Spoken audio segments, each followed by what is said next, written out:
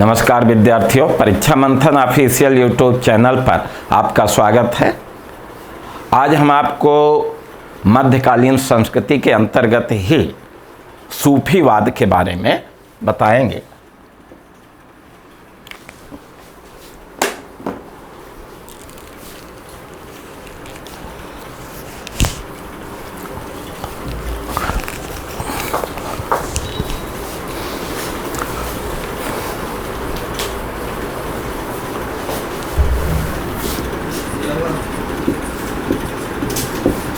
सूफीवाद ये टॉपिक है, तो सूफीवाद के बारे में आपको बताते हैं।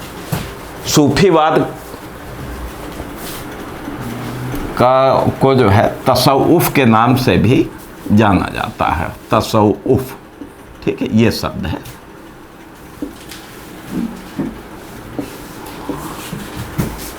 अब वास्तव में सूफीवाद का वास्तविक नाम तसव्वुफ ही होना चाहिए। तसव्वुफ का अर्थ होता है परम सत्य का ज्ञान प्राप्त करने वाला। जिसे परम सत्य का ज्ञान प्राप्त हो जाए उसे कहा जाता है तसव्वुफ। चलिए, अब सूफीवाद या तसव्वुफ के बारे में आपको बताते हैं। सबसे पहले तो प्रश्न ये उठता है कि वास्तव में ये सूफीवाद है क्या? एक धार्मिक विचारधारा। सूफीवाद क्या है? एक धार्मिक विचारधारा। देखिए, इसको इस तरह से समझे, किसी भी धर्म के, कोई भी धर्म है ये, अब वो चाहे हिंदू धर्म हो, इस्लाम हो, ईसाई हो या अन्य कोई, किसी भी धर्म के दो पक्ष होते हैं। एक बाह्य पक्ष होता है और एक धर्म का आंतरिक पक्ष होता है। ठीक है, ये दो पक्ष हैं। किसी भी धर्म में दो पक्ष होते हैं। जो बाह्य पक्ष होता है, इसमें क्या होता है कि रीति रिवाजों एवं परंपराओं का पालन किया जाता है। जो भी रीति रिवाज है, परंपराएं हैं, अनुष्ठान है, जो भी, उसका प्रयोग किया जाता है। जो आंतरिक पक्ष है, वास्तव में इसमें आत्मा पर बल दिया जाता है। आत्मा को परमात्मा से जोड़ने का कार्य किया जाता है और इसे ही किसी भी धर्म का आध्यात्मिक पक्ष कहते हैं। जो आंतरिक पक्ष है, ये किसी भी धर्म का क्या है? अध्यात्मवाद है। ठीक है। अब चूंकि सूफीवाद का संबंध इस्लाम धर्म से है, तो यहाँ आप इस तरह से समझिए कि जो इस्लाम धर्म का आध्यात्मिक पक्ष है, आंतरिक पक्ष क्या है? इस्लामी अध्यात्मवाद। जो इस्लामी अध्यात्मवाद है वही सूफीवाद है। इस्लामी अध्यात्मवाद ही क्या कहलाता है? सूफीवाद। ठीक है, तो इस पॉइंट को इस तरह से आपको समझना चाहिए। तो सूफीवाद क्या है? वो इस्लामी अध्यात्मवाद है। इस्लाम धर्म का जो आंतरिक पक्ष है वो इस सूफीवाद कहलाता है। ठीक है, तो सूफीवाद क्या है वो हमने आपको बताया। अब इस इस्लामी अध्यात्मवाद को सूफीवाद नाम क्यों पड़ा? सूफी शब्द की उत्पत्ति कैसे हुई?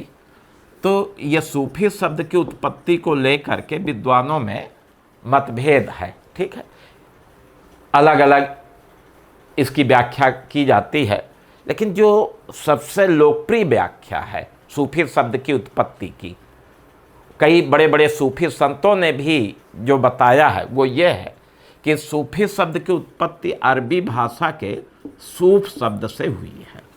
यानी यह अरबी भाषा का शब्द है सूफ, और इसी से सूफी शब्द की उत्पत्ति हुई है। ये ज़्यादातर विद्वानों का मानना है, बड़े बड़े सूफी संतों का भी यही कहना है। ठीक है, और सूफ का अर्थ होता है ऊन। ये ऊन से जो मोटे कपड़े बनते हैं, स्वेटर बनता है, कंबल बनता है, वो। तो सूफ का अर्थ क्या होता है? ऊन। अर्थात इसको अगर व्याख्या करें तो वे मुस्लिम संत जो सांसारिक बंधनों से अलग हो करके निर्धनता का जीवन व्यतीत करते थे, मोटे कपड़े या ऊनी कपड़े पहनते थे, वही सूफी कहलाए। तो ये सबसे लोकप्रिय परिभाषा है। अब सूफी शब्द की जहाँ तक बात उद्भव की है, तो ऐसा माना जाता है कि इस्लाम के साथ ही सूफीवाद का भी उदय हुआ। इस्लाम के हृदय से ही सूफीवाद का जन्म हुआ। इस्लाम की जो शाखा ईरान और इराक क्षेत्र में स्थापित हुई, उसी शाखा से ये सूफीवाद का उदय हुआ। और पश्चिम एशिया में आप देखेंगे कि सूफीवाद का, मध्य एशिया और पश्चिम एशिया में सूफीवाद का सबसे बड़ा केंद्र बसरा था। बसरा इराक में है, ठीक है। यहाँ बड़े बड़े सूफी संत हुए, फिर यहीं से निकल करके मध्य एशिया, भारत और विश्व के अन्य कोनों में सूफी पहुँचते हैं, ठीक है। तो ये सूफीवाद का उद्भव इस्लाम के उदय के साथ ही माना जाता है।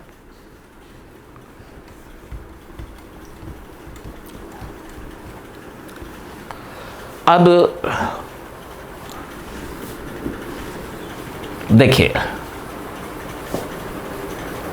सूफी प्रारंभ में तो कोई आंदोलन का रूप नहीं लिया, व्यक्तिगत आधार था। जो सांसारिकता से परेशान होते थे वो संसार को त्याग करके सूफी बन जाते थे, लेकिन कालांतर में ये एक आंदोलन का रूप ले लिया, इसका प्रचार प्रसार होने लगा। सूफियों के दो वर्ग का उल्लेख मिलता है। नंबर 1, बासरा सूफी, बासरा। अब बासरा सूफी कौन है ये आपको जानना है। तो बासरा सूफी कौन है?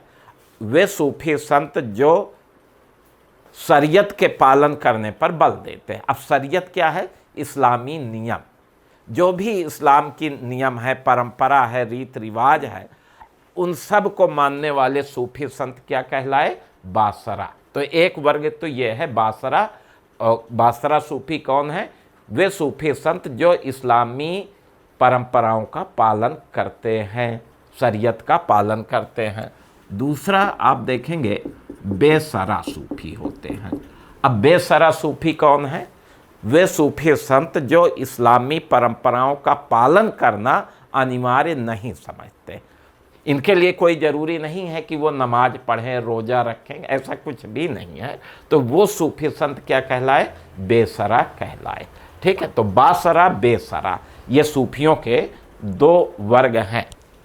अब सूफीवाद के अंतर्गत अगर आप देखें तो सूफीवाद में प्रेम का बड़ा महत्व है।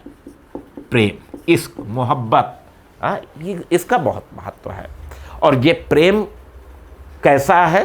वास्तव में ये जो प्रेम है सांसारिक प्रेम नहीं है, ईश्वरीय प्रेम है, ईश्वर के साथ प्रेम। तो ये जो सूफीवाद में प्रेम की बात की गई है, वो कैसा प्रेम है? ईश्वर के साथ प्रेम।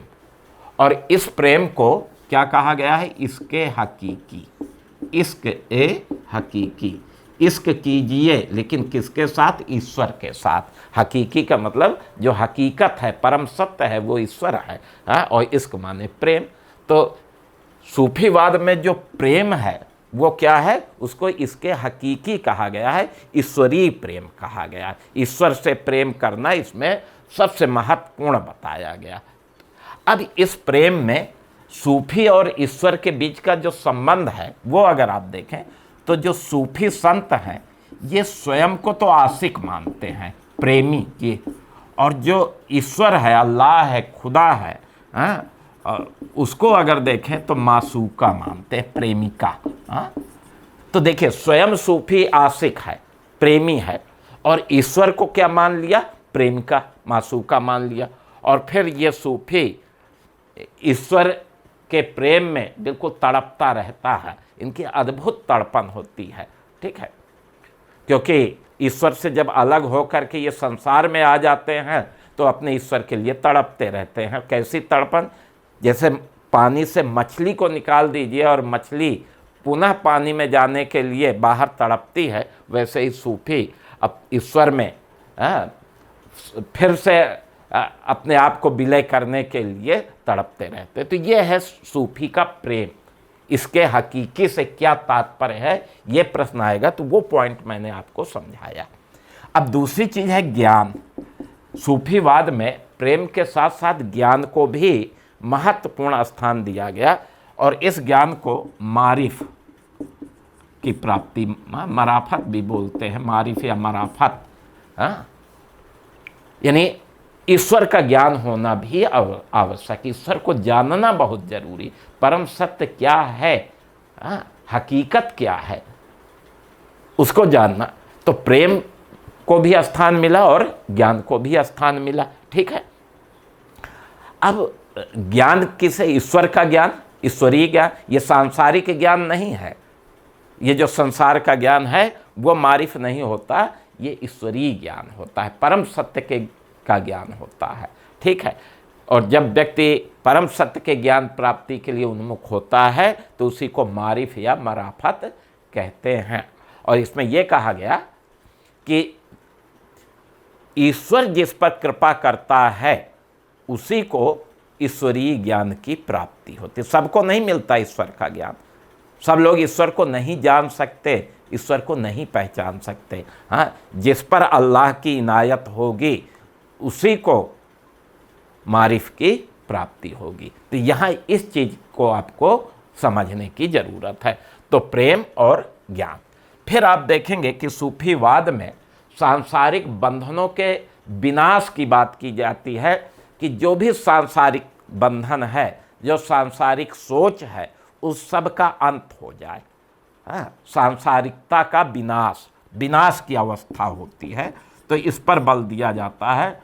और इसी को आप देखेंगे कि फना शब्द का प्रयोग किया गया है। तो फना सूफीवाद में क्या है, विनाश, और विनाश क्या है, सांसारिकता का विनाश, जो हमारे सांसारिक विचार हैं उन सब का अंत हो जाए, वो फना की अवस्था है। और फिर अंतिम अवस्था है विलय की अवस्था, जब सूफी अपने आप को ईश्वर में, अल्लाह में, खुदा में विलय कर लेता है, तो वो बका की अवस्था कहलाती है। फना के बाद अंतिम अवस्था, यही सूफी का चरम लक्ष्य होता है, बका की अवस्था, विलय, जब वो अपने आप को ईश्वर में मिला ले। जैसे नदी का जल समुद्र में मिल जाए तो नदी का जल भी समुद्र जल बन जाता है, इसी तरह जब जीव ईश्वर में विलय कर लेता तो वो साक्षात स्वयं ईश्वर हो जाता है, ठीक है। तभी कुछ लोग अपने आप को कहते हैं ना, अहम ब्रह्मास्मि, मैं ही ब्रह्म हूँ। तो मैं ही ब्रह्म हूँ कौन कहेगा, जब आत्मा और परमात्मा एक हो जाता है। आत्मा और ब्रह्म का जब एकाकार होता है तो वो क्या कहता है, अहम ब्रह्मास्मि, मैं ही ब्रह्म हूँ। तो वही चीज़ सूफीवाद में भी है, ठीक है। तो ये सूफीवाद के कुछ हमने आयाम बताए कि ये सूफीवाद के आयाम हैं, ठीक। चलिए आगे बढ़ते हैं।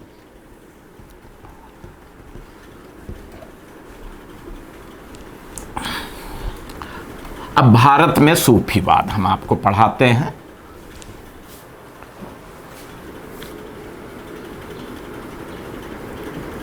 भारत में सूफीवाद, देखिए भारत में सूफीवाद का जो इतिहास है वो बहुत अस्पष्ट है, ठीक है।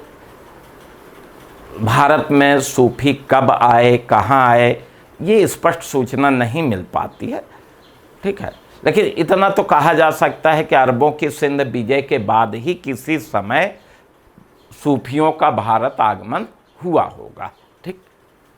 क्योंकि सूफीवाद भारत की विचारधारा नहीं है, ये भाई मुख्यतः मध्य एशिया की विचारधारा है, वहीं से भारत आती है। अब भारत में सूफीवाद का वास्तविक प्रचारक अबुल हसन हुजिब्ररी को माना जाता है। हुजिब्ररी, ये तो भारत में सूफीवाद का वास्तविक संस्थापक किसे माना जाता है, प्रश्न ये आएगा तो क्या देंगे उत्तर, अबुल हसन हुजिब्ररी। इन्हीं को हजरत दातागंज के नाम से भी जाना जाता था, ये इस नाम से भी प्रसिद्ध थे। और ऐसा कहा जाता है कि ये महमूद गजनवी के समय में पंजाब आए थे और वहीं लाहौर में बस गए थे और वहीं रह कर के सूफी विचारधारा का प्रचार प्रसार किया। वहीं इनकी मृत्यु हुई, लाहौर में ही इनकी कब्र या दरगाह बनी हुई है, ठीक है। अब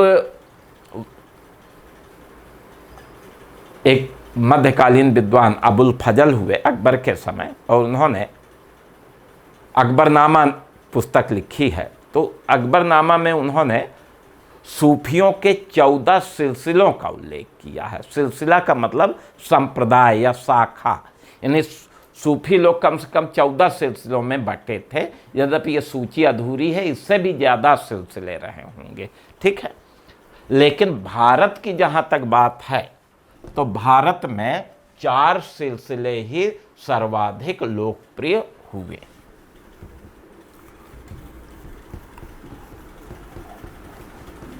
अब सबसे पहले हम आपको चिश्ती सिलसिला के बारे में बताते हैं।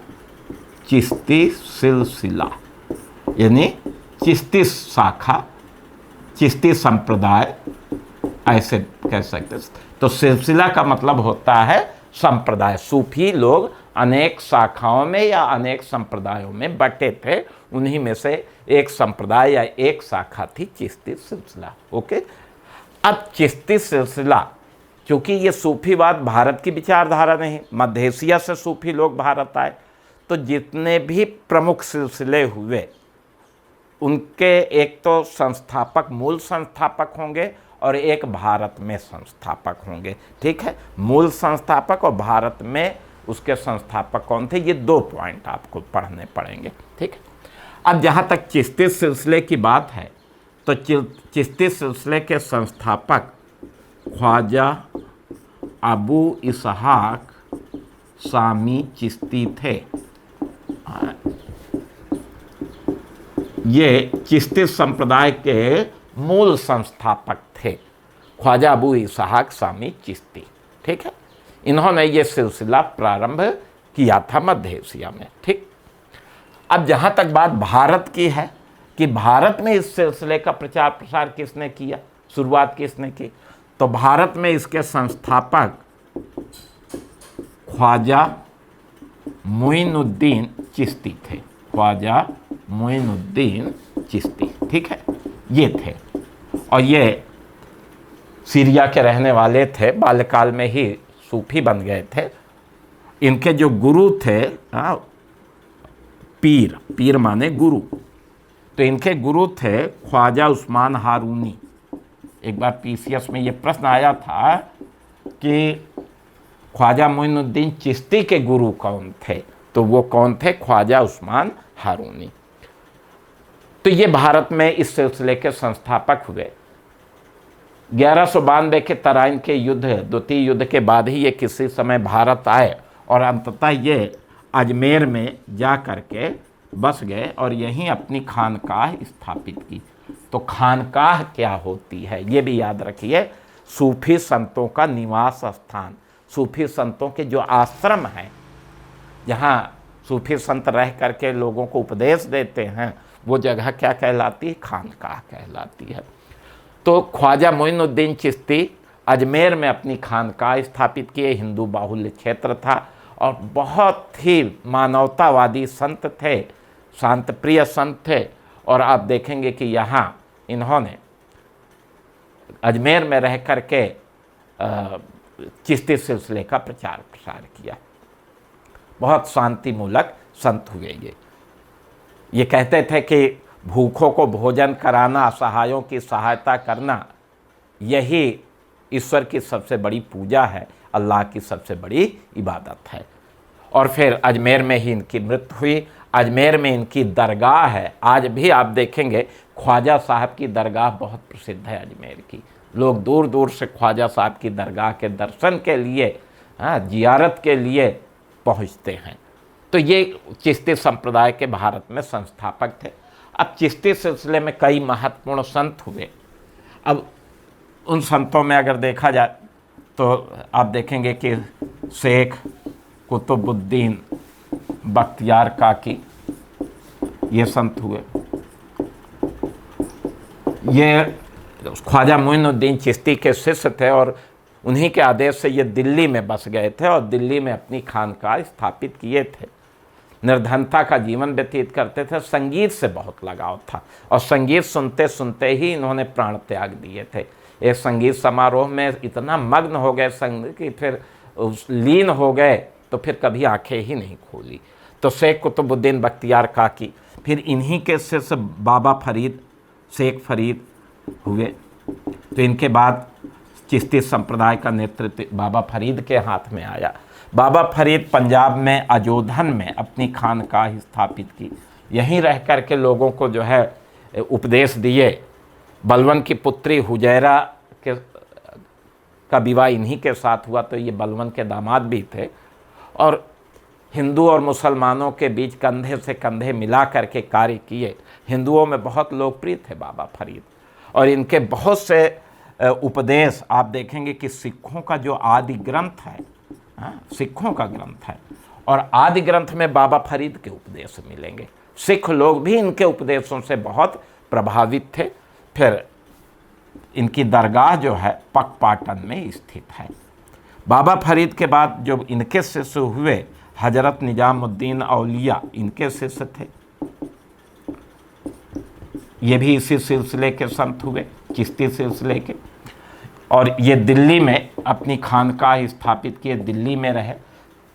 7 सुल्तानों का शासनकाल इन्होंने देखा, लेकिन किसी भी सुल्तान के दरबार में नहीं गए।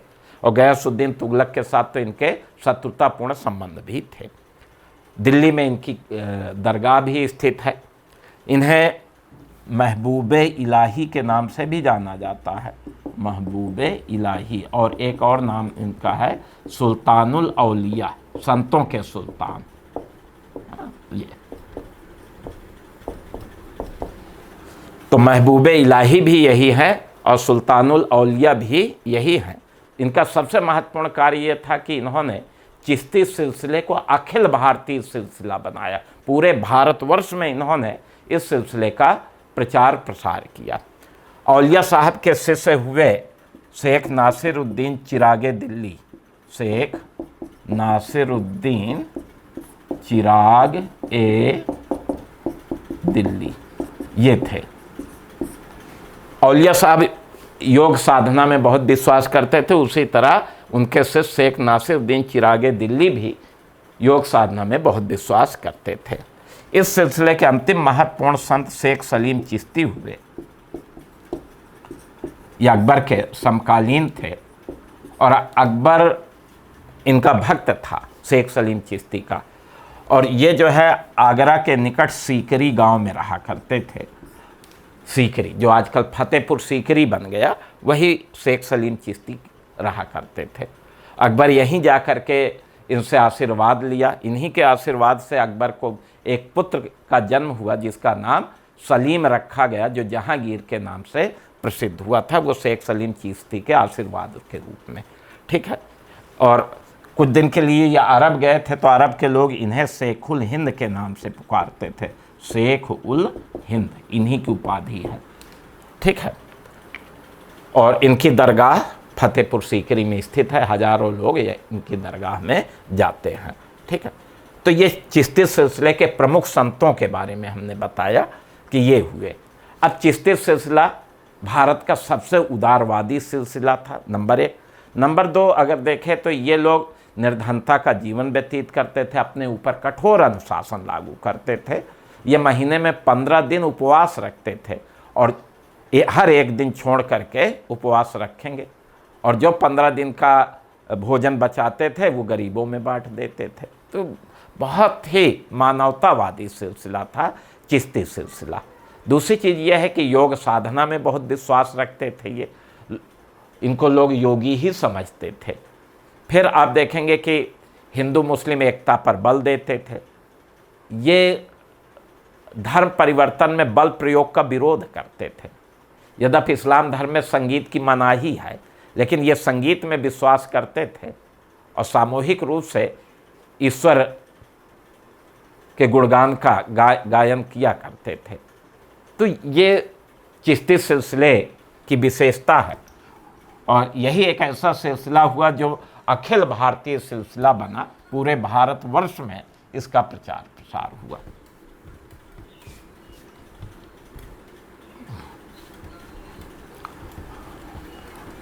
अब कुछ अन्य सिलसिलों के बारे में हम आपको बताते हैं।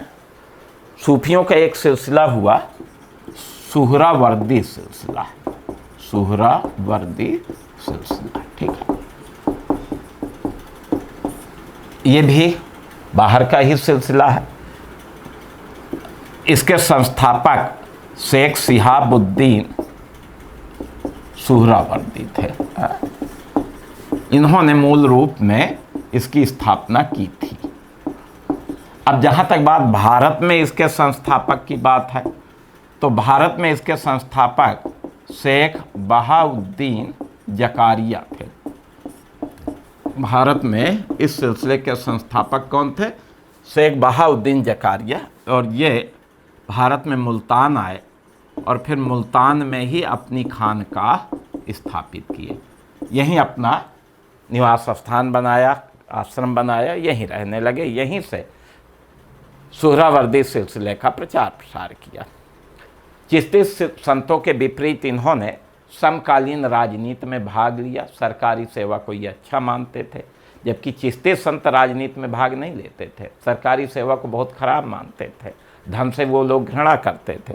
लेकिन ये राजनीति में भी भाग लेते थे, सरकारी सेवा को अच्छा मानते थे, धन से इनका अच्छा लगाव था, वैभवपूर्ण जीवन जीना इनका सिद्धांत था।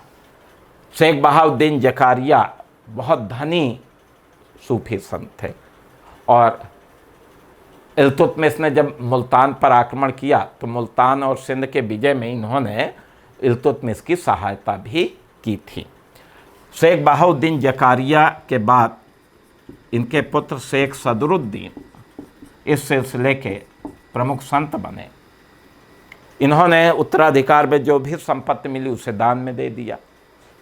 इन्होंने बलवन के पुत्र मोहम्मद था,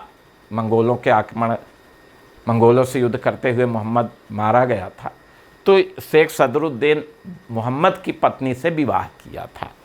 शेख सदरुद्दीन के बाद इनके पुत्र शेख रुकनुद्दीन अबुल फत इस सिलसिले के संत हुए। ठीक है, और सुहरावर्दी सिलसिले के सबसे महान संत यही हुए और इन्होंने व्यापक रूप से प्रचार प्रसार किया, बहुत लोकप्रिय थे ये।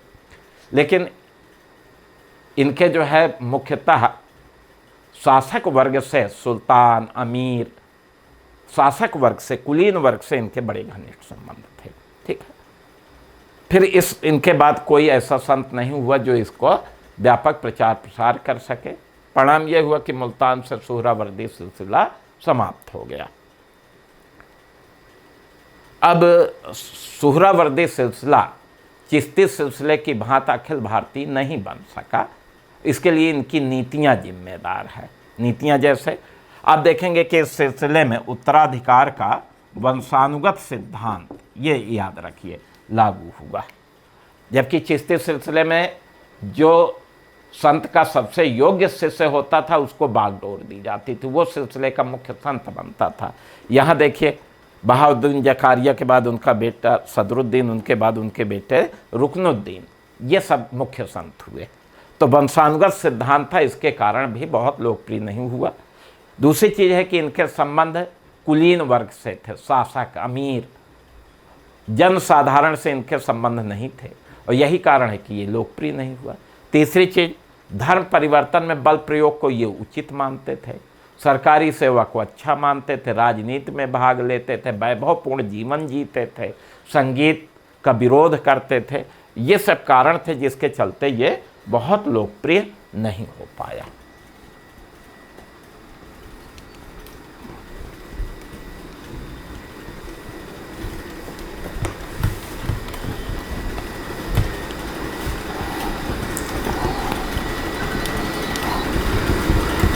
अब इसके आगे अगर देखें तो कुछ और सिलसिले हुए, उनकी चर्चा भी करते हैं। इसी क्रम में एक सिलसिला कादरी सिलसिला हुआ।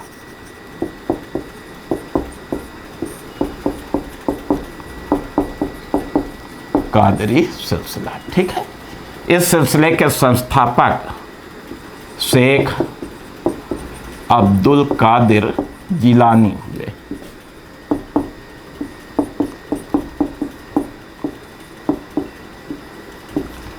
ये थे, इन्होंने, ये मूल संस्थापक थे।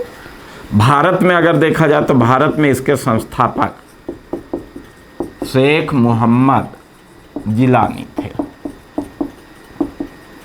भारत में इन्होंने इस सिलसिले की स्थापना की। 1481 में ये भारत आए और मुल्तान के निकट उच्छ में अपनी खानकाह स्थापित की और फिर यहीं रह कर के इन्होंने कादरी सिलसिले का प्रचार प्रसार किया। दिल्ली का सुल्तान सिकंदर लोदी इनका शिष्य बना। सिकंदर लोदी ने अपनी पुत्री का विवाह भी इनके साथ कर दिया था। ये शरीयत के पालन करने पर बल देते थे, सरकारी सेवा को उचित मानते थे और संगीत को स्थान नहीं दिया। ठीक है। अब शेख मोहम्मद जिलानी के बाद इस सिलसिले में शेख मोहम्मद मीर, शेख मीर मोहम्मद हुए, शेख मीर मोहम्मद। इन्हीं को मियाँ मीर के नाम से जाना जाता है। ये इस नाम से बहुत प्रसिद्ध थे, मियाँ मीर। तो इस सिलसिले के ये सबसे महान संत हुए शेख मीर मोहम्मद उर्फ मियाँ मीर। इन्होंने लाहौर को अपनी खानकाह बनाई, लाहौर में अपनी खानकाह बनाई। यहाँ रह करके इन्होंने कादरी सिलसिले का प्रचार प्रसार किया। ऐसा माना जाता है कि अमृतसर में जो स्वर्ण मंदिर है सिखों का, उसकी नींव इन्होंने रखी थी। ठीक, किस सूफी संत ने सिख मंदिर का निर्माण कराया था? तो उत्तर होगा शेख मीर मोहम्मद उर्फ मियाँ मीर। ये याद रखिएगा, बड़ा महत्वपूर्ण पॉइंट है। ये धन से घृणा करते थे। ठीक है। और बहुत ही चरित्रवान संत थे। इनके बाद आप देखेंगे कि शेख मुल्ला साहब बदख्शी इस सिलसिले के संत हुए। मुल्ला साहब बदख्शी, ये शाहजहां का पुत्र दारा शिकोह इन्हीं का शिष्य था, मुल्ला साहब बदख्शी का। शाहजहां की पुत्री जहां आरा ने भी इनसे शिक्षा ग्रहण की थी। तो ये शाहजहां के पुत्र और पुत्री कादरी सिलसिले के ही अनुयायी हुए थे। ठीक है। और दारा शिकोह ने अपनी पुस्तक में शेख मीर मोहम्मद उर्फ मियाँ मीर की बहुत प्रशंसा की है। ठीक है। अब कादरी सिलसिला भी चिश्ती सिलसिले की भांति उदार था और दोनों सिलसिलों में काफ़ी समानता भी रही। कादरी सिलसिला मानवतावादी सिलसिला था। इस सिलसिले के संत हरे रंग की पगड़ी बांधते थे और उस पर गुलाब का फूल लगाते थे। यानी हरा रंग शांति का प्रतीक, गुलाब स्वच्छ पवित्रता का प्रतीक। ठीक है। तो ये कादरी सिलसिले की विशेषता हमने आपको बताई।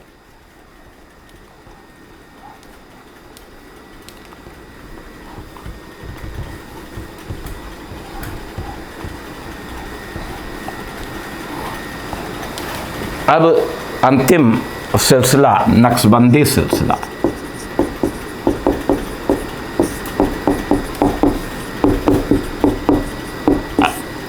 नक्शबंदी सिलसिले के संस्थापक शेख बहाउद्दीन नक्शबंदी थे। ये मूल संस्थापक थे इसके। ठीक है। जहाँ तक बात भारत में है तो भारत में इस सिलसिले के संस्थापक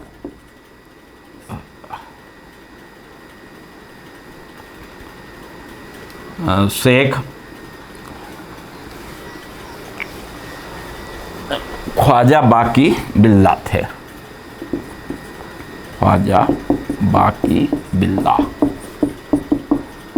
इन्होंने भारत में इस सिलसिले की स्थापना की और ये 1597 ईस्वी में काबुल से दिल्ली आए थे। फिर दिल्ली में अपनी खानकाह स्थापित की। बहुत कट्टर सूफी संत थे। कहा जाता है कि अकबर के उदार नीतियों का विरोध करने के लिए ये काबुल से चल करके दिल्ली आए थे। तो सूफियों में काफ़ी कट्टर सूफी संत थे। अब ख्वाजा बाकी बिल्ला के बाद इनके शिष्य शेख सरहिंदी, फारूक अहमद सरहिंदी, फारूक अहमद सरहिंदी, ये इस सिलसिले के संत हुए और ये भी अपने पीर की भांति, अपने गुरु की भांति बहुत ही कट्टर संत हुए। हिंदुओं के साथ साथ ये सियाओं के भी बड़े कट्टर विरोधी थे। इन्होंने भारत में इस्लाम धर्म का भरपूर प्रचार प्रसार किया, इसीलिए इन्हें मुजादिया या मुजादिद की उपाधि दी गई। सॉरी, मुजादिद, ठीक है।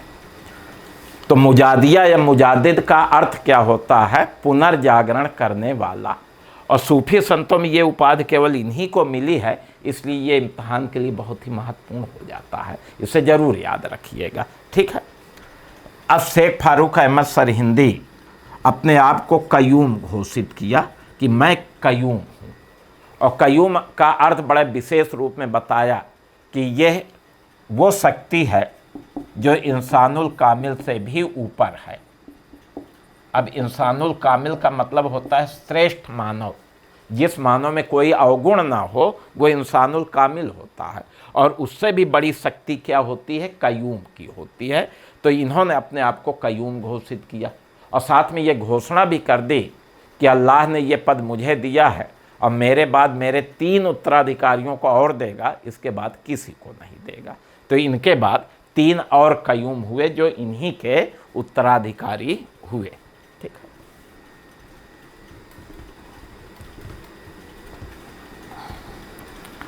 अब फारूक अहमद सरहिंदी के बाद इनके पुत्र शेख मोहम्मद मासूम, ये दूसरे कयूम हुए, ठीक है। और मुग़ल सम्राट औरंगजेब इन्हीं का शिष्य था, और इनका प्रभाव औरंगजेब पर पड़ा, ठीक है। फिर इनके बाद आप देखेंगे कि शेख हुजतुल्ला तीसरे कयूम हुए, ये इनके पुत्र थे, औरंगजेब पर इनका भी प्रभाव रहा। शेख हुजतुल्ला के बाद शेख अब्दुल अली जुबैर जो हुजतुल्ला के पौत्र थे, ये चौथे कयूम हुए, ठीक है। तो शेख फारूक अहमद सरहिंदी पहले कयूम थे, उनके बाद 3 कयूम ये हुए। इसी सिलसिले में आप देखेंगे कि ख्वाजा मीर दर्द नामक सूफी संत हुए, और इन्होंने इल्मे इलाही मोहम्मदी नामक एक सिद्धांत चलाया था। ये याद रखिएगा, यहाँ से प्रश्न मिलेगा। इल्मे इलाही, यहाँ इलाही कर ले, इल्मे इलाही मोहम्मदी नामक सिद्धांत चलाया, और इस सिद्धांत के अनुसार मोहम्मद साहब की शिक्षाओं के पालन पर बल दिया जाता था। तो ये नक्शबंदी सिलसिले के संत हुए। अब नक्शबंदी सिलसिले के बारे में अगर देखें तो ये सबसे कट्टर सिलसिला हुआ है। अगर प्रश्न आता है कि सर्वाधिक कट्टर सिलसिला कौन था, तो क्या उत्तर देंगे? नक्शबंदी सिलसिला। नंबर 2, ये धर्म परिवर्तन में बल प्रयोग को उचित मानते थे। ये संगीत के विरोधी थे, और आप देखेंगे कि सरकारी सेवा, धन आदि को उचित मानते थे, और ये चिश्ती संप्रदाय की भांति बहुत लोकप्रिय नहीं हो पाया। तो ये 4 प्रमुख सिलसिले भारत में हुए थे जिनकी चर्चा हमने की। अब सूफीवाद भारत में आया, और आप देखेंगे कि इसने जो है हिंदू और मुसलमानों के बीच एक सेतु का काम किया, एक समन्वयवादी संस्कृति का निर्माण किया, ठीक है।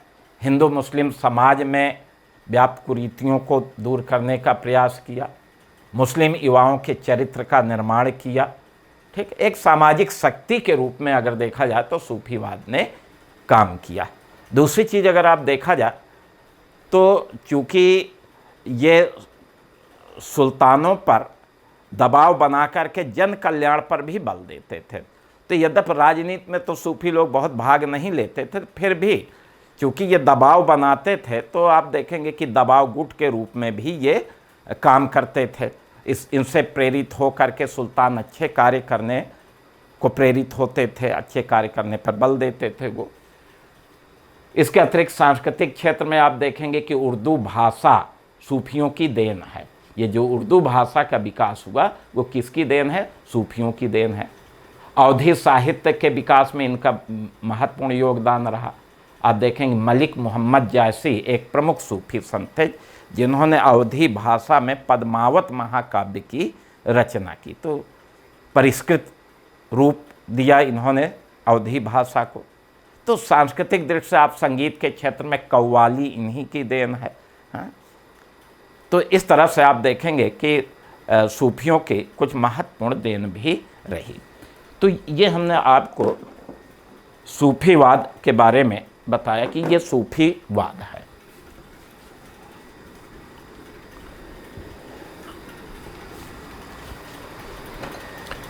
अब इसके अतिरिक्त सूफीवाद के बाद अगर देखा जाए तो मध्यकाल में भक्ति आंदोलन हुआ। भक्ति आंदोलन, ठीक है। तो भक्ति आंदोलन के बारे में बताते हैं।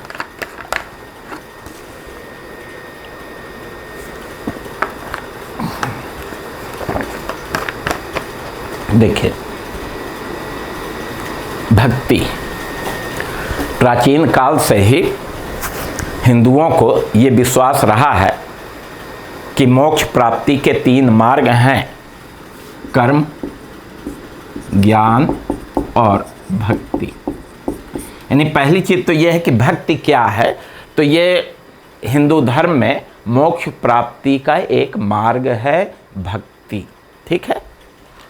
अब प्राचीन काल में कर्म और ज्ञान पर तो अत्यधिक बल दिया गया, लेकिन भक्ति पर बहुत ज़्यादा बल नहीं दिया गया। भक्ति का प्रचार प्रसार मध्यकाल में अत्यधिक होता है, ठीक है। अब भक्ति के बारे में अगर आप देखें कि भक्ति क्या है, तो ईश्वर के प्रति अत्यधिक प्रेम एवं श्रद्धा की भावना को भक्ति कहते हैं। जब कोई व्यक्ति ईश्वर के प्रति अत्यधिक प्रेम करता है, अत्यधिक श्रद्धा उत्पन्न करता है, अपने आप को ईश्वर के प्रति समर्पित कर देता है, तो वो क्या कहलाती है? भक्ति कहलाती है, ठीक है। और भक्ति में ये बताया गया कि जो ईश्वर है वो बाहर नहीं है, वो मनुष्य के हृदय में ही निवास करता है, अर्थात इसे प्राप्त किया जा सकता है। भक्ति में गुरु का विशेष स्थान है। भक्ति में गुरु का महत्व बहुत बताया गया। जैसे कबीर दास जी लिखते हैं कि गुरु गोविंद दो खड़े काके लागो पाए, बलिहारी गुरु आपने गोविंद दियो बताए। यानी अगर ईश्वर और गुरु दोनों आ जाए तो मैं तो सबसे पहले गुरु के ही प्रणाम करूंगा, क्योंकि गुरु ने ही तो ईश्वर का साक्षात्कार कराया है, वही तो बताए हैं ईश्वर के बारे में।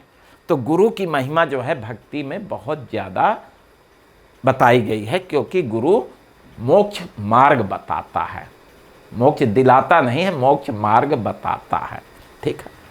और भक्ति के अनुसार मोक्ष की जो प्राप्ति होगी वो ईश्वर की कृपा से होती है। जब ईश्वर की जीव पर कृपा होती है तो जीव को मोक्ष की प्राप्ति हो जाती है। और ईश्वर की कृपा कब मिलती है? जब जीव ईश्वर के प्रति पूर्ण समर्पित हो, जिसे प्रपत्ति मार्ग कहा गया। तो प्रपत्ति मार्ग क्या है? जब ईश्वर के प्रति जब पूर्ण समर्पण की भावना होती है तो वही मार्ग क्या कहलाता है? प्रपत्ति मार्ग कहलाता है।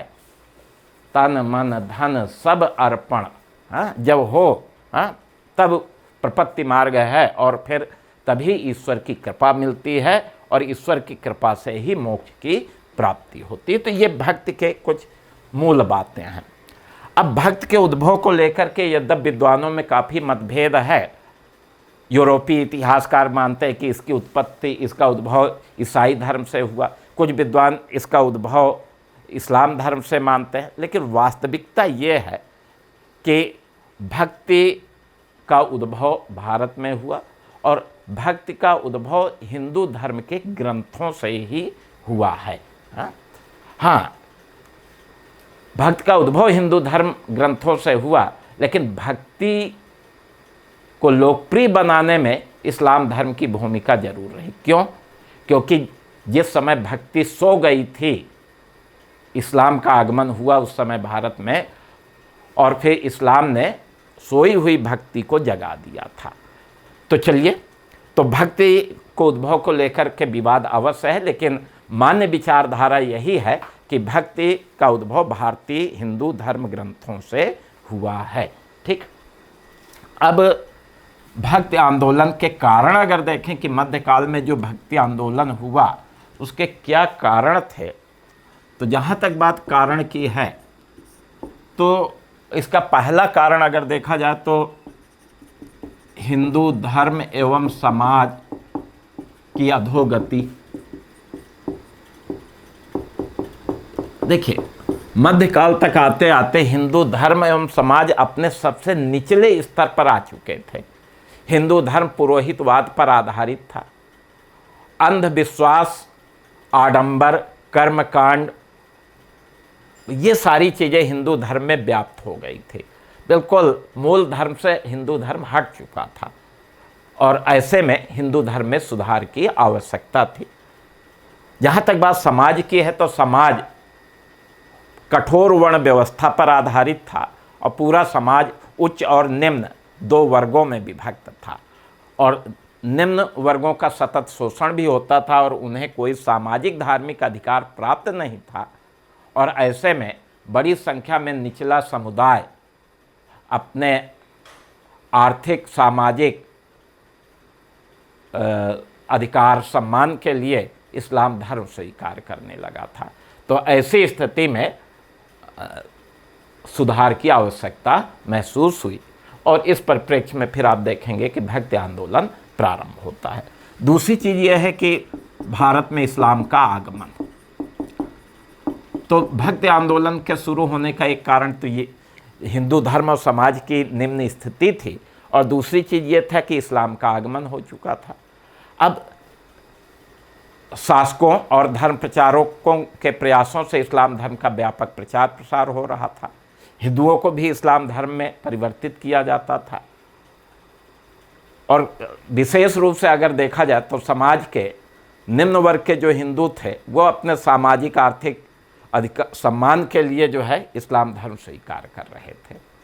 तो ऐसी स्थिति में अब देखेंगे कि फिर इस्लाम धर्म का एकेश्वरवाद, भाईचारा, समानता जैसे जो प्रगतिशील सिद्धांत थे वो भी हिंदुओं को अपनी तरफ आकर्षित कर रहे थे और इस तरह से आप देखेंगे कि इस्लाम से प्रेरणा मिली। अब दूसरे शब्दों में अगर कहें तो हिंदू धर्म का अस्तित्व खतरे में आ गया था और इस भय ने, इस डर ने भी भक्ति आंदोलन को प्रेरित किया जिसके माध्यम से हिंदू धर्म एवं समाज में सुधार का कार्य शुरू हुआ। तो ये दो प्रमुख कारण हमने आपको बताया कि मुख्य कारण ये थे कि भक्ति आंदोलन शुरू होता है।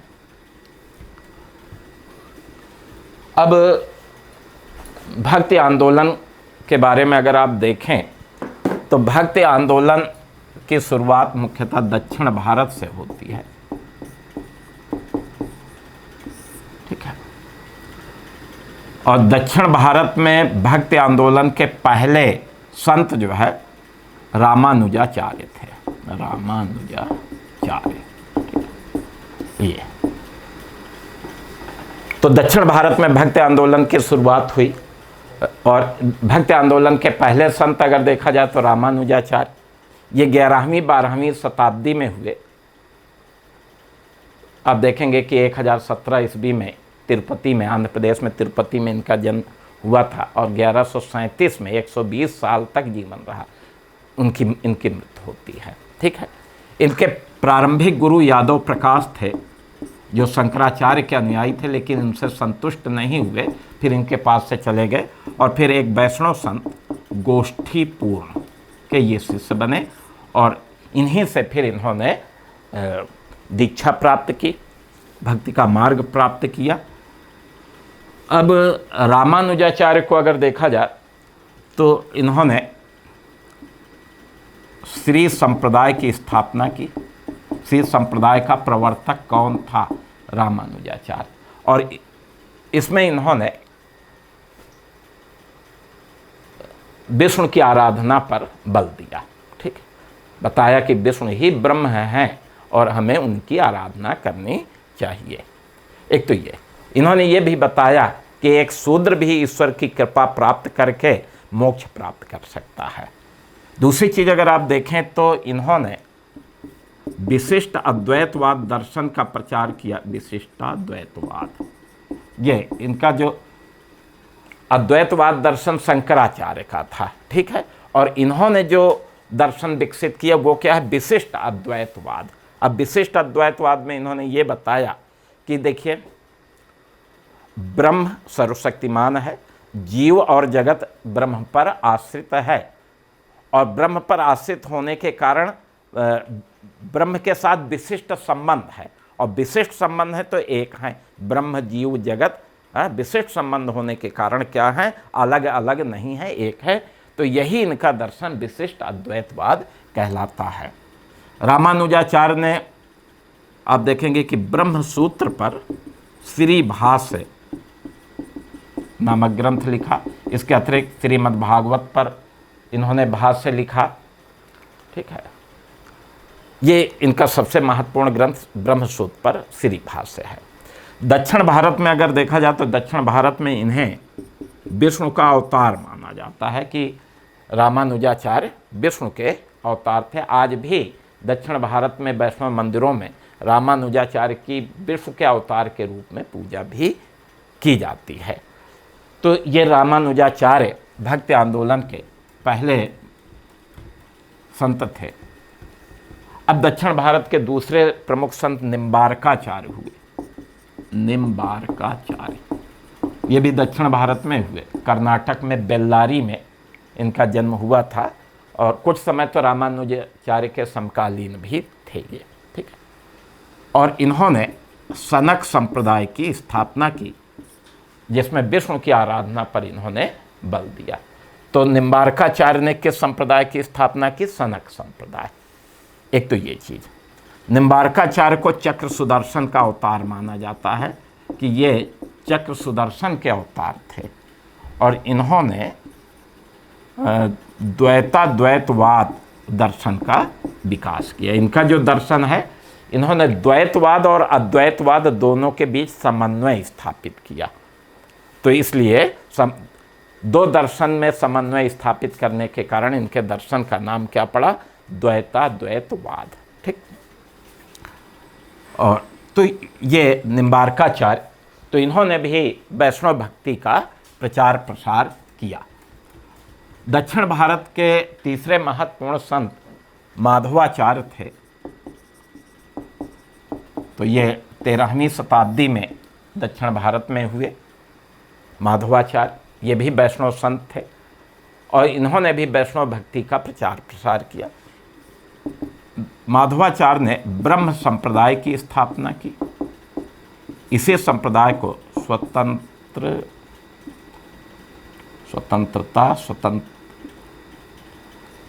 स्वतंत्रवाद, तो स्वतंत्रवाद के नाम से भी जाना जाता है। और माधवाचार्य को वायु का अवतार माना गया है कि ये वायु के अवतार थे, और इन्होंने द्वैतवाद दर्शन का प्रचार किया। इन्होंने कहा कि ब्रह्म भी सत्य है और जगत भी सत्य है, यानी एक नहीं, ये दो चीज़ें सत्य है। तो ब्रह्म और जगत दोनों को इन्होंने सत्य बताया, इसीलिए इनका दर्शन द्वैतवाद कहलाता है।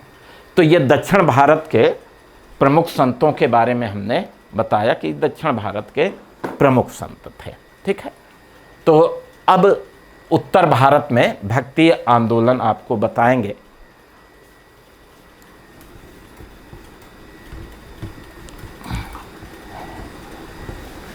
तो आज आपको हम यहीं तक भक्ति आंदोलन का जो शेष भाग है, यानी भक्ति आंदोलन का जो शेष भाग है वो कल हम आपको कल के लेक्चर में बताएंगे। तो आज हमने आपको सबसे पहले मध्यकाल में सूफीवाद के बारे में बताया कि सूफीवाद क्या है, सूफी शब्द की उत्पत्ति कैसे हुई, सूफीवाद का उद्भव कब से माना जाता है, सूफीवाद के विभिन्न आयाम क्या हैं, भारत में सूफीवाद, भारत में कौन कौन से सिलसिले स्थापित हुए, चिश्ती सिलसिला, नक्शबंदी सिलसिला, चिश्ती सिलसिला, सुहरावर्दी सिलसिला, कादरी सिलसिला और नक्शबंदी सिलसिला, और सूफीवाद का क्या प्रभाव पड़ा। इसी तरह भक्ति क्या है, भक्ति आंदोलन का उद्भव के क्या कारण थे, दक्षिण भारत में महत्वपूर्ण संत कौन हुए। तो यहाँ तक हमने आज आपको बताया। कल हम आपको जो है उत्तर भारत में भक्ति आंदोलन के बारे में चर्चा करेंगे। बहुत बहुत धन्यवाद।